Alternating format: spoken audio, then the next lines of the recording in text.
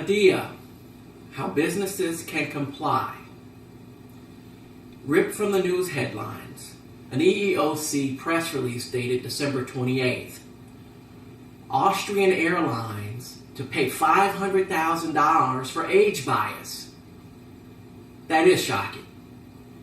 It is imperative that companies take notice as to how their business practices and operations can be affected by the Age Discrimination in Employment Act of 1967, or better known as Adea.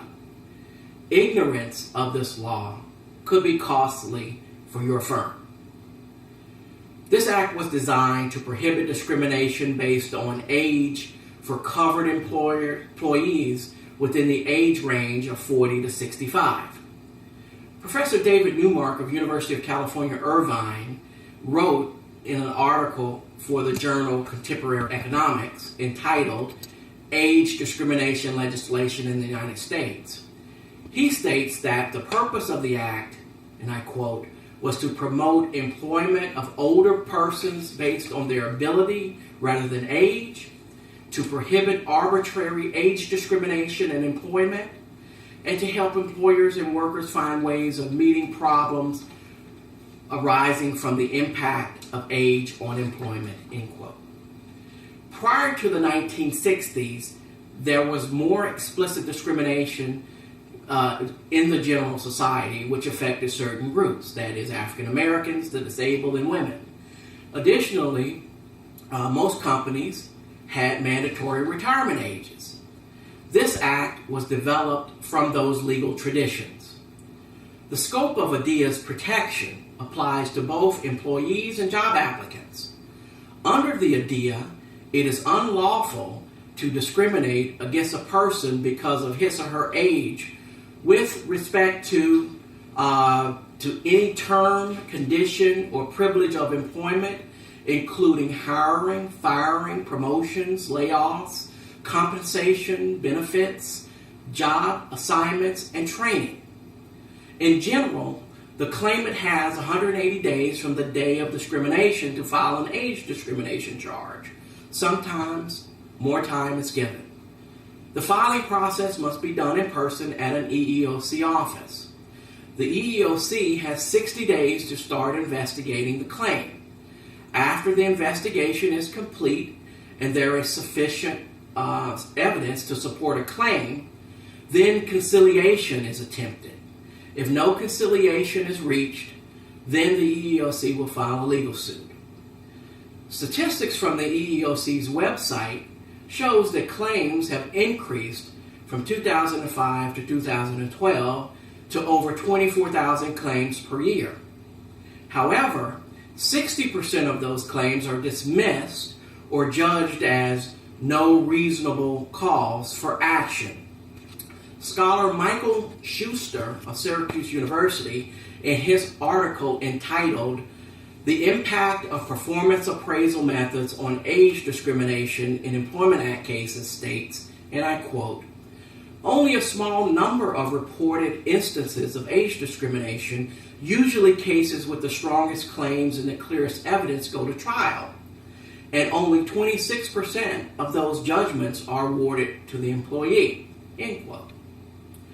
Jessica Rothenberg, in an article in the Journal of Sociology and Social Welfare, states that, and I quote, "Between 1992 and 2008, the annual number of claims reflects a negative correlation with the booms and busts of the economic cycle," end quote. In other words, during recessionary periods and as older workers were laid off, age discrimination claims increased. Claims have increased. However, the courts have given businesses discretion in handling personnel issues. Employers can now include reasonable factors other than age in these cases. In the U.S. Supreme Court case, Hazen Paper versus Biggins, the court noted that as long as the employer's decision is based on reasonable factors other than age, or RFOA, then it does not violate the Adea, no matter how correlated the factor or business decision is with the claimant's age. This is known as the RFOA argument. The court has recently reaffirmed this in the case Smith versus City of Jackson, Mississippi. Even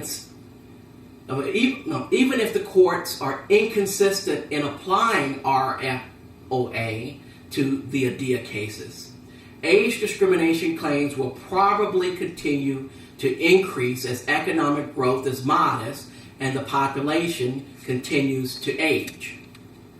The following recommendations will help firms further comply with the law. First, firms must include anti-harassment policy language in the employee manual. The language is usually reserved for sexual harassment policy, but should be extended or expanded to all types of protected groups. The language should be clear, concise, and explicitly state that the firm has zero tolerance for age discrimination as well as other illegal and discriminatory behaviors. Having the policy written and presenting it to the employee as a form of notice. Second, implement a performance manual system, or PMS. Performance management evaluations serve as written evidence for employers and are considered supporting evidence for management's decisions regarding employees' retention, termination, hiring, or layoffs. And finally, there should be multiple evaluations of employees. This should include evaluations from line supervisors, area managers, as well as human resource staff. This practice will aid in providing multiple evaluations of employees and add credibility and validity to the performance evaluation. In conclusion, implementing these basic practices can help a firm discourage age discrimination as well as help minimize other types of discrimination claims. These best practices will help the firm be fair and consistent with its employees.